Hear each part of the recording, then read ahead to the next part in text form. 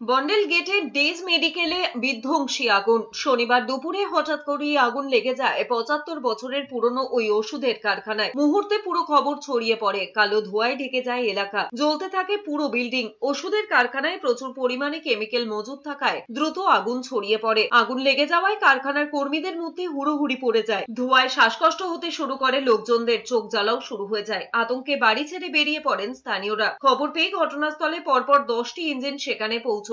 এছাড়াও ডিজাস্টার ম্যানেজমেন্টের লোকজনও এলাকায় পৌঁছয়, কিন্তু আগুনের তীব্রতায় কারখানার কাছেই যেতে পারছেন না দমকল কর্মীরা। অনেক পরে আগুন নেভানোর কাজ শুরু করেন দমকল কর্মীরা, তবে ভেতরে কেউ আটকে রয়েছে কিনা তা স্পষ্ট নয়। কর্মীদের একাংশের অভিযোগ, ওয়েল্ডিং এর কাজের সময় ফুলকি থেকে আগুন লেগেছে কারখানায়। পরিস্থিতি নিয়ন্ত্রণে আনার চেষ্টা করলেও আগুনের উৎসস্থলেই পৌঁছতে পারেনি দমকল কর্মীরা।